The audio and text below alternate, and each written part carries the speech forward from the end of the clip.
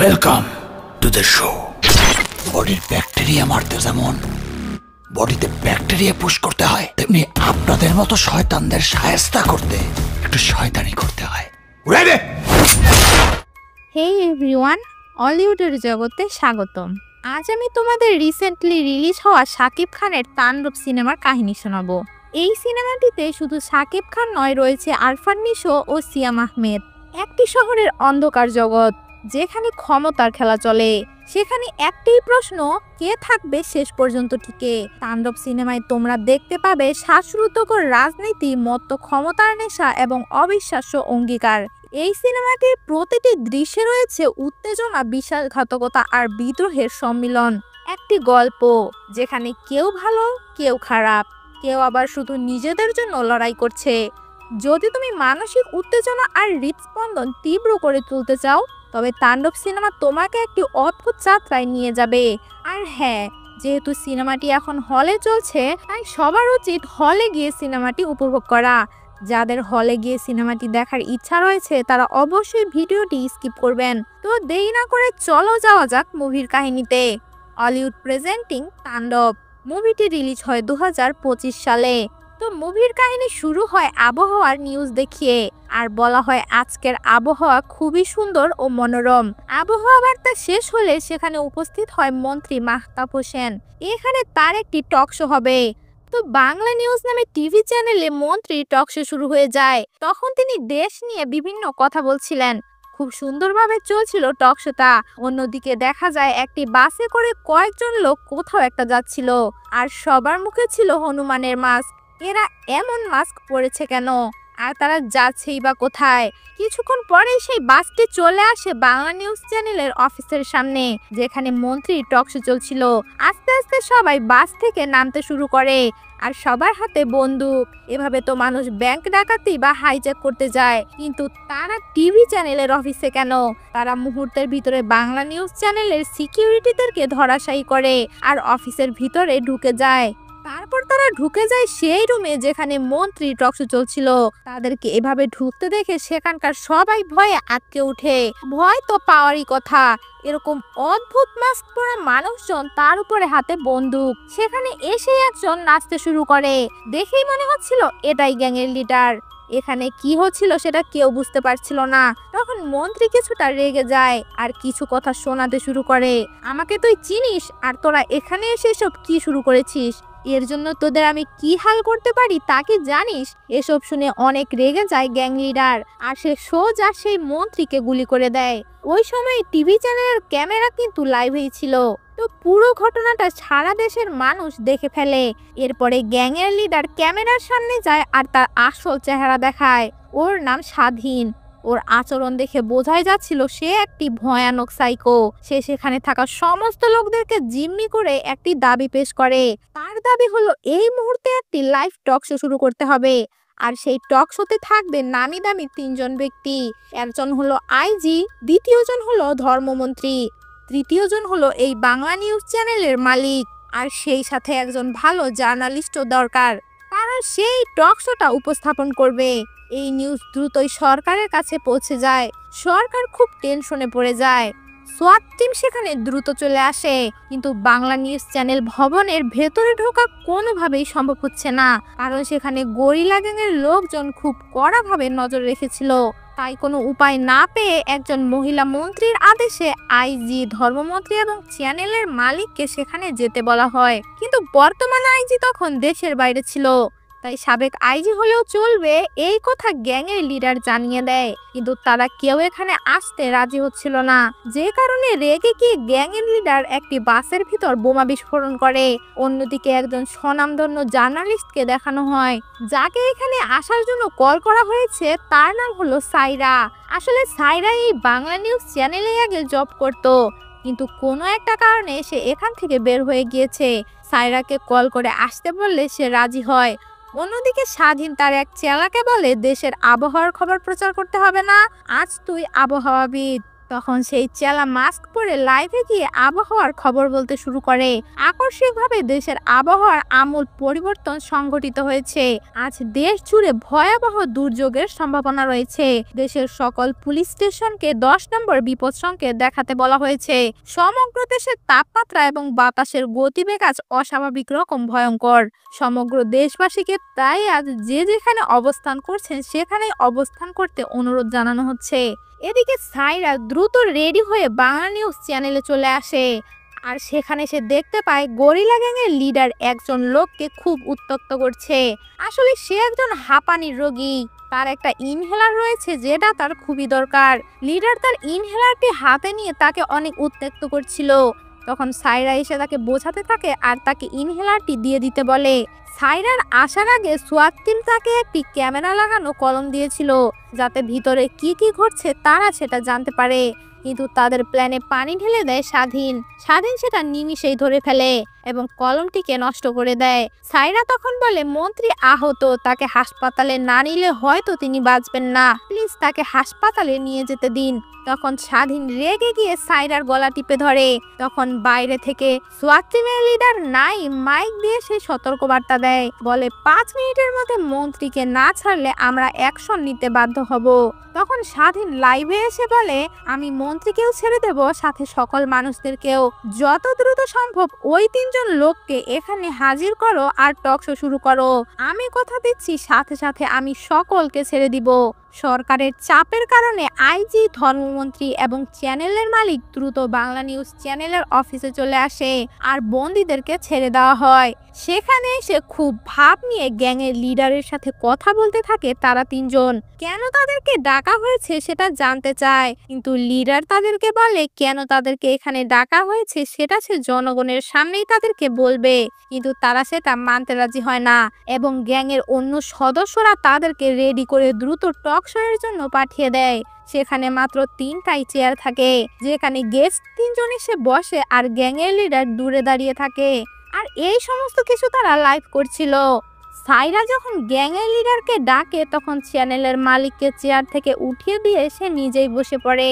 মজার ব্যাপার হলো চ্যানেলের মালিকের জন্য একটি প্লাস্টিকের চেয়ার নিয়ে আসা হয়, কিন্তু সে সেটাই বসতে চায় না। এই চেয়ারে তারা কেউই বসবে না তা নিয়ে একে অপরের সাথে ঝগড়া শুরু করে দেয়। গ্যাং লিডার তখন তাদেরকে একটা জোরে ধমক দেয়, যে ধমকে চ্যানেলের মালিক সেই প্লাস্টিকের চেয়ারেই বসে পড়ে। অন্যদিকে এই টক শোটা হাজার হাজার মানুষ লাইভ দেখছিল। সবাই অনেক আগ্রহ নিয়ে দেখছিল যে আসলে কেন গরিলা গ্যাং এমন করছে। অন্যদিকে আমাদের জলিল নামের একজন লোককে দেখানো হয়, সে অফিসে বসে খাবার খাচ্ছিল। সে যখন স্বাধীনের টক শো টিভিতে দেখে তখন সে দ্রুত উঠে সেখান থেকে চলে যায় আর একটা অফিস রুমে গিয়ে হাজার হাজার ফাইলের ভেতর কি যেন একটা খুঁজতে থাকে। এদিকে আরেকজন লোককে দেখানো হয় যে কিনা পুলিশের একজন বড় কর্মকর্তা, তার নাম হচ্ছে কামরুজ্জামান। সে স্বাধীনের টক শো টিভিতে দেখে অনবরত একজনকে কল করে যাচ্ছে, কিন্তু সে কাউকে কলে পাচ্ছে না। এই 2 জন লোকের মধ্যে হয়তো কোনো একটা রহস্য লুকিয়ে রয়েছে। কি রহস্য সেটা তো আমরা আস্তে আস্তে জানতে পারবো।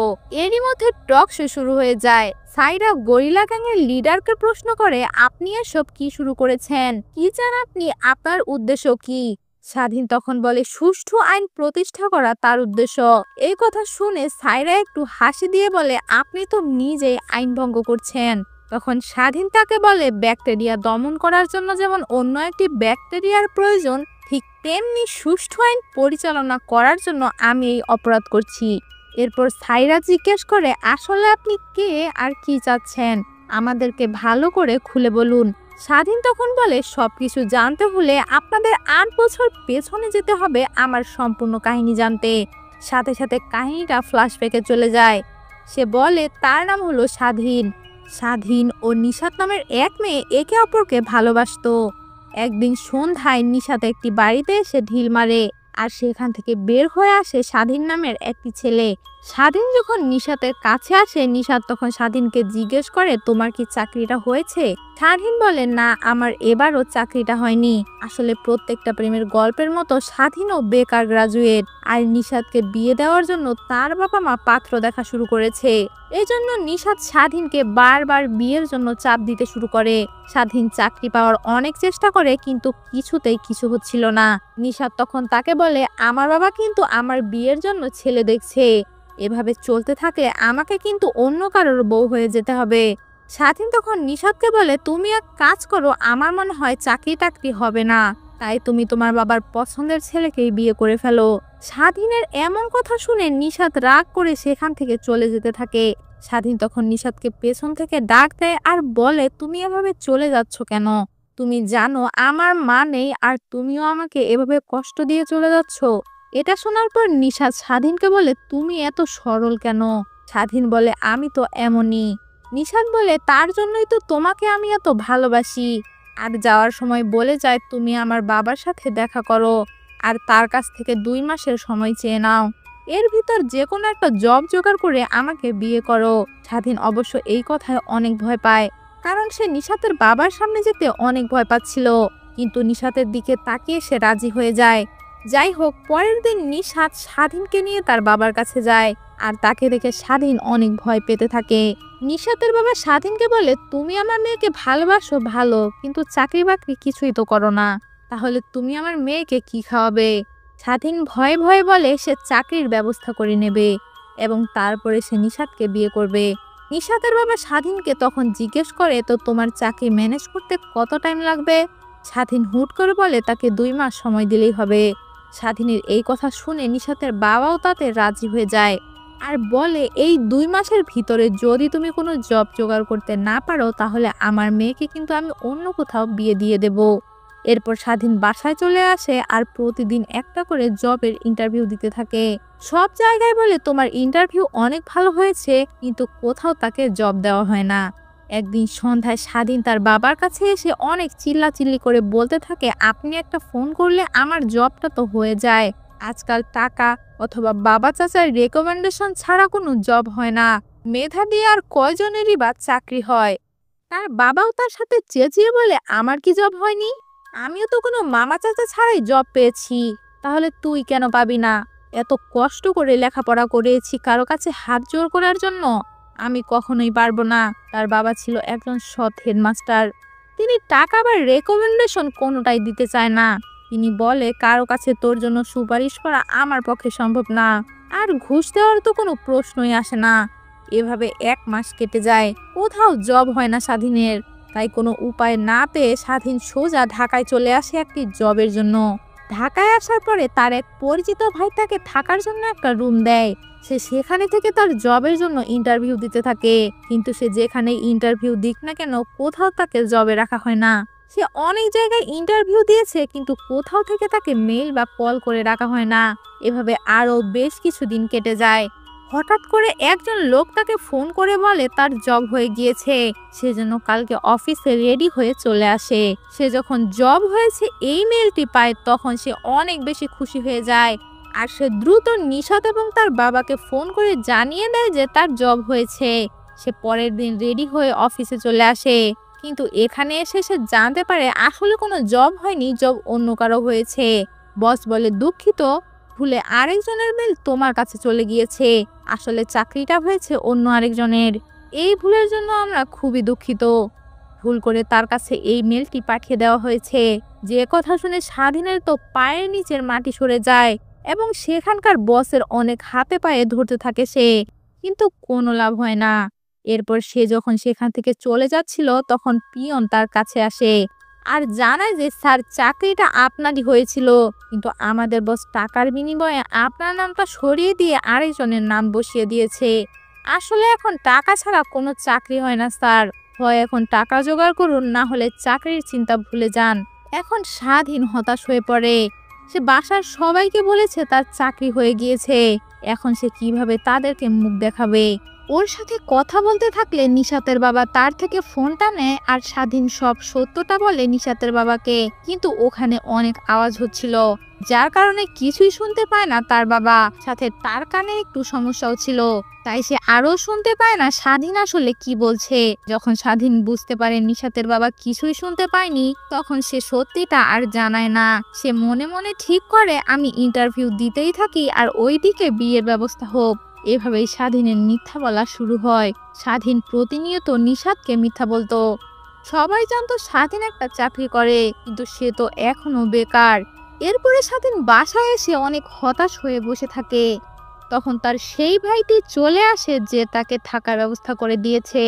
সে স্বাধীনকে তার জবের ব্যাপারে জিজ্ঞেস করতে থাকে। স্বাধীন তখন তাকে বলে আসলে জবটি তার হয়নি। স্বাধীন তখন তার কাছে রিকোয়েস্ট করে বলে তাকে কোনো একটা জবের ব্যবস্থা করে দিতে, সেটা যে কোনো জব হলেই চলবে। স্বাধীনের এই অবস্থা দেখে সেই লোক তাকে বলে তুমি কি বাইক চালাতে পারো? স্বাধীন বলে হ্যাঁ আমি বাইক চালাতে পারি। এই কথা শুনে সেই লোকটি স্বাধীনকে একটি বুদ্ধি দেয়। সে বলে রাতে তুমি ডেলিভারির কাজ করবে আর দিনে তুমি জব খুঁজবে। স্বাধীনও তার কথাতে রাজি হয়ে যায়। এরপর থেকে স্বাধীন রাতে ডেলিভারির কাজ করতে থাকে আর দিনে জবের ইন্টারভিউ দিতে থাকে। কিন্তু বাড়ির মানুষজন তো জানতো তার জব হয়ে গিয়েছে, তাই স্বাধীনের বাবা এবং নিশাতের বাবা মিলে তাদের বিয়ের দিন ফিক্সড করে ফেলে। তখন স্বাধীন ফোন করে নিশাতের বাবাকে। তখন স্বাধীন বলার চেষ্টা করে যে তার জবটা হয়নি, কিন্তু নেটওয়ার্ক খারাপ থাকার কারণে নিশাতের বাবা এটা বুঝতে পারে না। তাই নিশাতের বাবা এবং স্বাধীনের বাবা মিলে তাদের বিয়ের দিনটা ফিক্সড করে দেয়। এরপর থেকে স্বাধীন আরও মিথ্যা কথা বলতে শুরু করে, কারণ সে এই পর্যায়ে এসে জানাতে চাচ্ছিল না যে আসলে তার জবটা হয়নি। অন্যদিকে ইন্টারভিউ দিতে গিয়ে স্বাধীনের একসময় চাকরি হয়ে যায়। সে তো অনেক বেশি খুশি হয়ে যায়। অফিসের বস তাকে জিজ্ঞেস করে সে কবে থেকে জয়েন করতে চায়। স্বাধীন তখন তাদেরকে বলে আমার বিয়েটা শেষ করে এসে আমি জবে জয়েন করব। অফিসের বস তাতে রাজি হয়ে যায়। স্বাধীন বাসায় এসে ঘুমিয়ে পড়ে। স্বপ্নে সে নিশাতের সাথে লিচুর বাগান গান গায়। স্বাধীন পরের দিন বিকেল ৩টার সময় বাড়ি যাওয়ার জন্য বাসে ওঠে, কিন্তু হঠাৎ করে মাঝ রাস্তায় বাস থামিয়ে দুইজন লোক স্বাধীনকে সেখান থেকে ধরে নিয়ে যায়। তখন আমরা দেখতে পাই এই দুইজন লোক আসলে অন্য কেউ না। একজন লোক হলো যে স্বাধীনের টক শো দেখে খাবার রেখে তাড়াতাড়ি করে সেখান থেকে অফিস রুমে ফাইল খুঁজতে গিয়েছিল। আর আরেকজন হলো যে স্বাধীনের টক শো দেখে একের পর এক কল দিয়ে যাচ্ছিল সে, মানে কামরুজ্জামান এবং জলিল, যারা স্বাধীনের ইন্টারভিউ দেখে তাকে চিনে ফেলেছে। তো পুলিশের মতো পোশাক পরা তারা তাকে ধরে একটা আয়না ঘরের মতো একটা জায়গায় নিয়ে যায়। অন্ধকার ঘরে বন্দি করে খুব টর্চার করা হয় স্বাধীনকে, এবং তাকে স্বীকার করতে বলা হয় যে সে একজন ফরেনার যার নাম হ্যারিস তাকে খুন করেছে।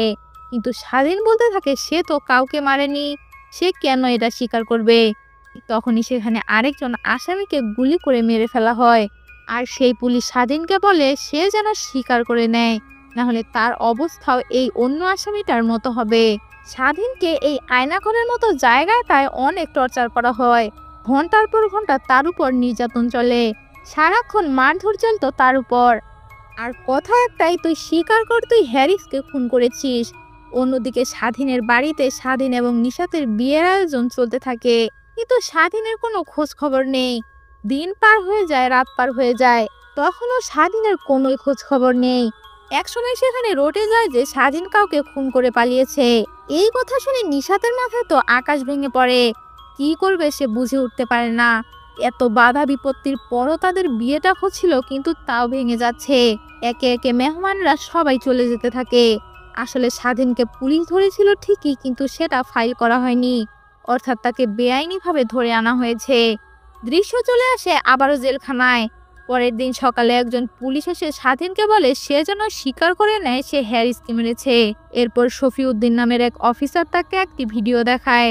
তোর বাবাকে আমরা মেরে ফেলেছি আর তুই খুন করে পালিয়েছিস, এটা শুনে তোর প্রেমিকাও আত্মহত্যা করেছে। তো তুই যদি এখন স্বীকার না করিস তুই তাদের লাশটাও আর দেখতে পাবি না। এটা শুনে তো স্বাধীন পুরো স্তব্ধ হয়ে যায়, আর তার মাথার ভেতর সবকিছু যেন ওলট পালট হয়ে যায়, আর সে একজন সাইকোতে পরিণত হয়। তাকে যখন একটি রুমে রাখা হয় তখন সে কান্না করতে করতে বলে আমি যদি এখান থেকে একবার বের হতে পারি তাহলে আমি এই সব কিছুর প্রতিশোধ নেব। তখন পাশ থেকে একজন বলে ওঠে তোকে তো দেখে ভালো মনে হয়, তাহলে তোকে এখানে কেন আনা হয়েছে? পাশ থেকে যে লোকটি এই কথা বলেছে তার চেহারা অবশ্য আমাদেরকে দেখানো হয় না। আসলে এই লোকটি হচ্ছে এই মুভির মেইন চরিত্র, যা আমরা আস্তে আস্তে জানতে পারবো। এরপর আবারও তাকে টর্চার করতে আসে তারা, কিন্তু এবার ঘটে উল্টো ঘটনা। শুরু হয় তাণ্ডব। একে একে সবাইকে জঘন্যভাবে মারতে শুরু করে। সেখানে প্রায় সকলকে সে মেরে ফেলেছে। এটা ছিল আসলে একটি জেলখানা, যেখানে অনেক নিরীহ মানুষও ছিল। তাদেরকে টর্চার করে মিথ্যা স্বীকার করিয়ে নেওয়া হতো। স্বাধীন যখন ফাইট করছিল তখন তাকে একজন গুলি করতে আসে। ঠিক তখনই সেখানে থাকা একজন নিরীহ আসামি এসে বুক পেতে দেয় আর সে মারা যায়, সেই সাথে স্বাধীন বেঁচে যায়। এরপর স্বাধীন সেখান থেকে বের হয়ে এসে নিজের একটি গ্যাং তৈরি করে। এরপর সুষ্ঠু আইন গঠন করার জন্য তারা এই বাংলা নিউজ চ্যানেলকে বেছে নিয়েছে। আসলে তারা এই বাংলা নিউজ চ্যানেলের মাধ্যমে লাইভ করে তারা সমস্ত জনগণকে এইসব ব্যাপার জানিয়ে দেবে, সেই সাথে যেন সুষ্ঠু আইন প্রতিষ্ঠা হয় তারও দাবি করবে। দৃশ্য চলে আসে বর্তমানে। সাইরা তখন সাবেক আইজি, ধর্মমন্ত্রী এবং চ্যানেলের মালিককে একে একে প্রশ্ন করতে থাকে, কিন্তু তারা তেমন কোনো প্রশ্নের উত্তর দেয় না। টকশো চলাকালীন বাইরে যে সোয়াট টিম ছিল তারা ভিতরে ঢুকে পড়ে আর গরিলা গ্যাংয়ের সদস্যদের অ্যাটাক করে মারতে থাকে। এটা টের পেয়ে টকশোর ইন্টারভেল দিয়ে স্বাধীন সেখান থেকে বের হয়ে আসে আর সে অ্যাটাক করে করে সমস্ত ডিফেন্সদের মারতে শুরু করে। তার কাছে যেন সোয়াট টিম নবাগত বাচ্চা, নিমিষে সে সবাইকে মেরে ফেলে। শুধু বাকি ছিল সোয়াট টিমের লিডার, তাকেও স্বাধীন টানতে টানতে নিয়ে যেতে থাকে। তখনই সেখানে সাইরা চলে আসে আর স্বাধীনের দিকে পিস্তল তাক করে ধরে। অন্যদিকে গরিলা গ্যাংয়ের লোকজন আইজি, ধর্মমন্ত্রী এবং মালিকের মাথায় বন্দুক ধরে রাখায় সাইরা পিস্তল আবার স্বাধীনকে দিয়ে দিতে বাধ্য হয়। এরপরে আবারও টকশো শুরু হয়, যেখানে সাইরা ধর্মমন্ত্রী, আইজি এবং মালিককে প্রশ্ন করতে শুরু করে, কিন্তু তারা এবারও কোনো প্রশ্নের উত্তর দিতে রাজি হয় না। তাই কোনো উপায় না পেয়ে স্বাধীন একটা ভিডিও দেখায় ধর্মমন্ত্রীকে। ভিডিওটিতে ছিল ধর্মমন্ত্রীর মায়ের অক্সিজেন পাইপ খুলে দেওয়া হয়েছে। আসলে ধর্মমন্ত্রীর মা হসপিটালে ভর্তি ছিল, যা দেখে ভয় পেয়ে ধর্মমন্ত্রী একে একে সমস্ত কুকর্মের কথা স্বীকার করতে শুরু করে। সে বলে যা কিছু হয়েছে তার জন্য একমাত্র দায়ী বিশিষ্ট শিল্পপতি আমজাদ মনসুর এবং তার ছেলে আরমান মনসুর। আর এই আরমান মনসুর চরিত্রে রয়েছে সিয়াম আহমেদ। তো আরমান মনসুর এমন কোনো খারাপ কাজ নেই যা সে করে নাই। একদিন একটা হোটেলে যায় আমজাদ হ্যারিসের সাথে ডিল করার জন্য। আমজাদ সেই ফরেনারের সাথে ডিল করার জন্য তার ছেলে আরমানকে বারবার কল করছে, কিন্তু সে একবারের জন্য ফোন উঠায় না। আসলে আরমান মনসুর ছিল খুবই খারাপ একটি ছেলে যে সমস্ত খারাপ কাজ করত। সে আসলে একটি মেয়ে নিয়ে ব্যস্ত ছিল। এর কিছুক্ষণ পর তার বাবার কাছে সে চলে আসে। তার বাবা তাকে জিজ্ঞেস করে সে কোথায় ছিল। সে বলে এক্সারসাইজ করতেছিলাম। তার বাবা ব্যঙ্গ করে বলে কি যে এক্সারসাইজ করতেছিলি তা আমার জানা আছে। তাকে রেডি হয়ে আসতে বলে সেই ফরেনারের সাথে ডিল পাকা করার জন্য। আরমান বাথরুমে চলে যায়, সেখানে গিয়ে সে নেশা করতে শুরু করে। এর মধ্যে সেই ফরেনার চলে যায় সেখানে। আরমানকে তখন সে বলে নেশা করা শরীরের জন্য মোটেও ভালো না। আরমান অনেক রেগে যায়, যে কারণে আরমান সেই ফরেনার মানে হ্যারিসকে সেখানেই মেরে ফেলে। এরপর আরমান যখন বের হয়ে তার বাবার কাছে আসে তখন তার বাবা এই ব্যাপারটা জানতে পেরে খুবই রাগ করে। আসলে হ্যারিস অনেক পাওয়ারফুল ব্যক্তি ছিল, যার কারণে অনেক ঝামেলা হতে পারে। তাই আমজাদ তার ছেলেকে বাঁচানোর জন্য এই সাবেক আইজি, ধর্মমন্ত্রী এবং যে মন্ত্রীকে গুলি করা হয়েছে সেই মন্ত্রীকে ডাকা হয়। তারা সবাই মিলে প্ল্যান করে তারা আরমানকে বাঁচিয়ে নেবে, কিন্তু তার জন্য তাদের 500 কোটি করে টাকা দিতে হবে। সেই সাথে কোনো চ্যানেলে যেন এই নিউজটা না বের হয় তার জন্য বাংলা নিউজ চ্যানেলকে অনেক টাকা দেওয়া হয়। সবকিছু সামনে আসার পরে হাজার হাজার জনগণ তাদের উপর অনেক বেশি ক্ষেপে যায় এবং স্বাধীন জনগণের চোখে একজন আসল হিরো হয়ে ওঠে। সাধারণ জনগণ আমজাদ মনসুরের বাড়িঘর সহ সবকিছু পুড়িয়ে দেয়। অন্যদিকে পুলিশ আসে আইজি, ধর্মমন্ত্রী এবং বাংলা নিউজ চ্যানেলের মালিককে অ্যারেস্ট করার জন্য। এটা দেখে সাইরা অনেক বেশি খুশি হয়ে যায়, কারণ সাইরা যখন জনগণের হয়ে রিপোর্ট করত তখন বাংলা নিউজ চ্যানেলের মালিক তাকে ভুল নিউজ করার জন্য চাপ দিত, যে কারণে সাইরা রাগ করে এখান থেকে চলে গিয়েছে। সাইরা বাংলা নিউজ চ্যানেলের মালিকের কাছে এসে বলতে থাকে যা সে অতীতে করেছিল আর তার কুকর্মের ফল সে এখন ভোগ করবে। আসলে সাইরা যাতে দেশের সবাইকে সত্যটা না জানায় তার কারণে সাইরার ভাইকে ধরে নিয়েছিল ওরা। গরিলা গ্যাংয়ের লিডার এরপরে বাকি সব জিম্মিদেরকে বের করে দেয়। গরিলা গ্যাংয়ের লিডার ও সাইরাবাদে দলের সব লোক সেই জিম্মিদের সাথে সেখান থেকে বের হয়ে গিয়েছে, পুলিশ তা কোনোভাবে বুঝতে পারেনি। সাইরা আর স্বাধীন হাত মিলিয়েছিল অনেক আগেই। যখন সাইরার ভাইকে তুলে নিয়ে যাওয়া হয় তখন সাইরা তো প্রায় পাগল হয়ে গিয়েছিল, কারণ তার সত্যবাদিতার জন্য ফল ভোগ করতে হচ্ছে তার ছোট ভাইকে। তার আদরের ছোট ভাইয়ের সাথে এমন কিছু হচ্ছে সে কিছুতেই সেটা মেনে নিতে পারছিল না। কিছুদিন পর স্বাধীন তার সাথে দেখা করতে আসে আর জানায় তোমার ভাইকে আমাদের সাথেই রেখেছিল ওরা, কিন্তু হঠাৎ করে ওকে মেরে দেয়। এই কথা শুনে সাইরার পায়ের নিচ থেকে মাটি সরে যায়। কি করবে সে কিছুই বুঝে উঠতে পারছিল না। সাইরা বারবার ভাবতে থাকে ওর জন্য ওর ছোট ভাইটা আজ মারা গেল, তখন স্বাধীন তার প্ল্যান সম্পর্কে বলে সাইরাকে। এইগুলো শুনে সাইরাও রাজি হয়ে যায় হেল্প করার জন্য। এজন্য সে চ্যানেলের সিকিউরিটি ও বিল্ডিং সম্পর্কে সবকিছুই জানিয়ে দেয় স্বাধীনকে, সাথে বিল্ডিং এর একটি ব্লুপ্রিন্টও দেয় তাকে। আর দুজন মিলেই এই প্ল্যানটি সাজিয়েছিল। এখন স্বাধীন পুলিশের কাছে স্যারেন্ডার করতে চায়। আমি যেটা করেছি সেটা অপরাধ, আমি আইন নিজের হাতে তুলে নিয়েছি, এটার শাস্তি আমাকে পেতেই হবে। দেখা যায় বিল্ডিং এর বাইরে লাখ লাখ মানুষ, সবাই এসেছিল সবার কাছে হিরো হয়ে ওঠা স্বাধীনকে দেখতে। এখন বাংলাদেশের হিরোকে সাধারণ মানুষ পুলিশের কাছে আত্মসমর্পণ করতে দেবে না। একথা শুনে স্বাধীন অফিস থেকে বের হয়ে বাইরে এসে সাধারণ জনগণের উদ্দেশ্যে বলতে থাকে সে যেটা করেছে সেটা সাধারণ মানুষের জন্য করেছে, আর তার মতো স্বাধীন প্রতিটা মানুষের মধ্যে রয়েছে। এখন পুলিশ তাকে অ্যারেস্ট করে নিয়ে যাবে, তাই সাধারণ মানুষ যেন তাতে কোনো বাধা না দেয়। এটা হলো স্বাধীনের রিকোয়েস্ট সাধারণ মানুষদের কাছে। এরপর পুলিশ তাকে অ্যারেস্ট করে নিয়ে যায়।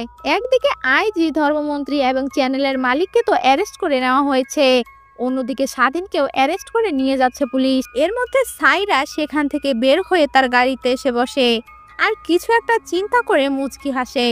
অন্যদিকে আমরা আরমান মনসুরকে দেখতে পাই, যাকে তার বাবা একটি ঘরে লুকিয়ে রেখেছে আর তাকে দেখাশোনা করার জন্য একটি লোক রেখেছে। সেই লোকটি ফোনে যখন জানতে পারে সাধারণ জনগণ আরমান মনসুর এবং আমজাদ মনসুরের সমস্ত কুকর্মের কথা জেনে তাদের ঘরবাড়িতে আগুন লাগিয়ে দিয়েছে আর আরমানের বাবাকে মেরে ফেলেছে মিখাইল, সাথে তাদের ধন সম্পত্তিও নিয়ে নিয়েছে, তখন সেই লোক অনেক ভয় পেয়ে যায় আর সে ফোনে বলতে থাকে আরমানকে সে পুলিশে ধরিয়ে দেবে। কথা শেষ করে সে আরমানের কাছে আসে। এদিকে আরমান নেশা করে বেহুশ অবস্থায় পড়ে আছে। দ্রুত সেই লোকটি আরমানকে তুলে আর বলে তাকে সে এখান থেকে পালাতে হেল্প করবে। আরমান তখন তার কাছে একটি সিগারেট চায়, সে একটি সিগারেট খেতে দেয়। এরই মধ্যে আরমানের হাতে যে শিকল লাগানো ছিল সেই শিকল দিয়ে সেই লোকটির গলায় পেঁচিয়ে তাকে মেরে ফেলে, কারণ আরমান শুনতে পেয়েছিল যে সে আরমানকে পুলিশে ধরিয়ে দেবে। আর সে প্রতিজ্ঞা করে সে মিখাইলকেও ছাড়বে না। দৃশ্য চলে যায় স্বাধীনের কাছে। যেই পুলিশরা স্বাধীনকে অ্যারেস্ট করে নিয়ে যাচ্ছিল তাদের ভিতরে একজন পুলিশ স্বাধীনকে বলে তুই আসলেই রিয়েল হিরো। এ কথা বলার সাথে সাথে তাদের সামনে কিছু গরিলার মাস্ক পরা লোক চলে আসে আর একে একে সবাইকে মেরে স্বাধীনকে সেখান থেকে নিয়ে যায়। আর এখানে আরেকটা টুইস্ট রিভিল হয়। স্বাধীন তখন বলে আমি রিয়েল হিরো না, আমি রিয়েল ভিলেন। এই খবরটা দ্রুত চলে যায় সেই মহিলা মন্ত্রীর কাছে আর তারা সবাই অনেক অবাক হয়ে যায়। অন্যদিকে সাইরাকে কেউ একজন ফোন করে জানায় যে স্বাধীন পালিয়ে গিয়েছে। এই কথা শুনে সাইরা তো অবাক হয়ে যায়। এরই মধ্যে আমরা সেই লোকটাকে দেখতে পাই যেই লোকটি কোনো একটি অফিস রুমে হাজার হাজার ফাইলের ভিতর কিছু একটা খুঁজছিল। সে সেখান থেকে একটা ফাইল নিয়ে দ্রুত সেই মহিলা মন্ত্রীর কাছে চলে আসে আর তাকে জানায় এই স্বাধীন আসলে সেই স্বাধীন না, আমি এবং আমার স্যার দুইজন মিলে এই স্বাধীনকে ধরেছিলাম। এর মধ্যে সেখানে সাইরা ও কামরুলও সেখানে চলে আসে। আসলে কামরুল এবং এই লোক দুইজনে মিলে সেদিন রাতে স্বাধীনকে বাস থেকে ধরে নিয়ে এসেছিল। কামরুল তখন মন্ত্রীকে জানায় আমি স্বাধীনকে টিভিতে টক শোতে দেখে সবাইকে ফোন করে এ ব্যাপারটা জানাতে চেয়েছি, কাউকে আমি লাইনে পাইনি। তখন মন্ত্রী বলে ওঠে স্বাধীন যদি এই ছেলেটা না হয় তাহলে এই ছেলেটিকে, আর স্বাধীনই বা কোথায়? তখন অন্য একজন অফিসার এসে জানায় স্বাধীন আসলে সেদিনই মারা গিয়েছিল যেদিন এই নকল স্বাধীন জেল থেকে পালিয়েছে, আর এই নকল স্বাধীন আমাদের কাস্টডিতেই ছিল। এতক্ষণে আপনারা হয়তো বুঝে গিয়েছেন আসলে স্বাধীন সেদিন এই নকল স্বাধীনকে বাঁচিয়েছিল, আর নিশাতের সাথে যার প্রেমের গল্প ছিল সেই ছিল ওই স্বাধীন, আর এই স্বাধীন হলো নকল স্বাধীন। সেদিন স্বাধীন তাকে বাঁচিয়েছিল বলে স্বাধীনের হয়ে প্রতিশোধটা সে নিয়ে গেল। জলিল তখন মন্ত্রীকে বলে আমি পুরনো ফাইল ঘেটে জানতে পেরেছি কিছু বছর আগে একটা গ্যাংকে অ্যারেস্ট করা হয়েছিল যারা বিভিন্ন ব্যাংক এবং গোল্ড ডাকাতি করত, আর সেই গ্যাংয়ের ভিতরে এই নকল স্বাধীনও ছিল। আসলে সে কোনো সাধারণ মানুষ না, সেই হলো আসলে মিখাইল। এই মিখাইল হচ্ছে একজন বড় মাফিয়া, সে সমস্ত রকমের গোল্ড স্মাগলিং এবং টাকা লুটপাট করে থাকে। এসব শুনে তো সাইরাও মনে মনে ঠিক করে এর বদলা সে নিজেও নেবে, কারণ মিখাইল তাকে বোকা বানিয়ে নিজের স্বার্থ হাসিল করেছে। আসলে আরেকটা ঘটনা এরই মধ্যে ঘটে গিয়েছিল। মিখাইল যখন টক শো করছিল সরকার ও পুলিশ তখন তাকে নিয়ে ব্যস্ত ছিল, আর এই সুযোগে মিখাইল এবং গ্যাংয়ের কিছু লোকেরা গিয়ে বাংলাদেশ ব্যাংকে লুটপাট করে। তারা সকল সিকিউরিটি গার্ডদের মেরে চলে যায় ভল্টে। ভল্ট থেকে 1000 কোটি টাকা ও স্বর্ণ হাতিয়ে নেয়। মানে এক ঢিলে দুই পাখি মারা আর কি। দৃশ্য চেঞ্জ হয়ে আমাদের অন্য একটা গ্যাংকে দেখানো হয়, যেখানে গ্যাংয়ের একজন লোক গ্যাংয়ের লিডারকে বলে, বস আমরা যে সুড়ঙ্গ খুঁড়ে ডাকাতি করেছি সেই টাকা মিকাইল নিয়ে চলে গেছে। যারা সুড়ঙ্গ মুভিটা দেখেছেন তারা তো চিনতেই পেরেছেন আরফান নিশোয়ের করা মাসুদ ক্যারেক্টারকে। অর্থাৎ এখানে একটি ইউনিভার্স তৈরি করতে চাচ্ছে পরিচালক, যেমনটি আমরা হলিউড, মার্বেল অথবা ইন্ডিয়ান সিনেমাতে দেখে থাকি। এক মুভির সাথে আরেকটি মুভি কানেক্টেড। তো যাই হোক, মিখাইল তাদের সব লুট করে নিয়ে গেছে শুনে আরফান নিশো মানে মাসুদ বস তো অনেক বেশি রেগে যায়। আর মাসুদ বাংলাদেশ ব্যাংক ডাকাতি করার প্ল্যান অনেক আগে থেকেই করেছিল। মাসুদ তখন অনেক বেশি ক্ষেপে গিয়ে উল্টাপাল্টা গালি দিতে শুরু করে। তখন একজন লোক বলে ওঠে, বস আমি, আপনি আর ম্যানেজার ছাড়া কেউই তো জানতো না আমরা ওই টাকা কোথায় রেখেছিলাম। মাসুদ তখন বুঝে যায় এই কাজ হচ্ছে ম্যানেজারের, তাই সে ম্যানেজারকে সেখানেই মেরে দেয় আর বলতে থাকে, আমারে তো চিনে না, আমি হলাম সুরঙ্গ মাসুদ, আমি এখানে ওখানে সেট করি। মিখাইল ওইটা আমার টাকা কেউ নিতে পারে না, জায়গায় জায়গায় সেদা করে দিমু, ঘুমাইতে পারবি না, আমি মাসুদ, সুরঙ্গ মাসুদ। অন্যদিকে মিখাইলকে দেখানো হয় যে সমুদ্রের মধ্যে একটি বোটে বসে মিডল ফিঙ্গার দেখায়, মানে সে সুরঙ্গ মাসুদকে মিডল ফিঙ্গার দেখাইছে। আর লিজেন্ডরা কিন্তু এটা বুঝতে পেরেছে, এটা পার্সোনালি ছিল, কারণ তাদের যে কন্ট্রোভার্সি এটাই হওয়ার ছিল। আর এই মিডল ফিঙ্গার দেখানোর মধ্য দিয়ে এই মুভিটি এখানেই শেষ হয়ে যায়। তো এখন দেখার অপেক্ষা তাণ্ডব 2-তে মিখাইলের সামনাসামনি কে হবে, নিশো নাকি সিয়াম। বাংলাদেশেতেও যে ইউনিভার্স তৈরি হবে এটা শুধুই কল্পনা ছিল, যা এখন বাস্তবে রূপ নিতে যাচ্ছে। তো এই ইউনিভার্সে ভালো আর খারাপের যুদ্ধ নয়, বরং ভিলেন আর ভিলেনের যুদ্ধ হবে। আর যেইবার এই ভিলেনদের মধ্যে ক্লাস হবে সেইবার হল ফেটে পড়বে আর বাংলাদেশ নতুন রেকর্ড করবে। আর আরফান নিশো ফ্যান এবং সাকিব খানের ফ্যানরা তো এই ক্লাস সেই এনজয় করবে।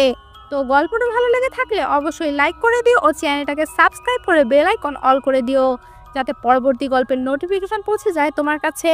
আর সবার কাছে একটি করে কমেন্ট চাচ্ছি, তোমার একটি কমেন্ট আমাদের নতুন ভিডিও বানাতে অনুপ্রেরণা জাগায়। আর ফেসবুক থেকে দেখে থাকলে ফলো করে দিও। গল্পটা শোনার জন্য থ্যাংক ইউ সো মাচ। গল্পে টুইস্ট লাগবে না, নাহলে পাবলিক বোর হয়ে যাবে তো। আমার টাকা কেউ দিতে পারবো না, জায়গায় জায়গায় সাদা করে দেব, ঘুমাইতে পারবি না। আমি মাসুদ।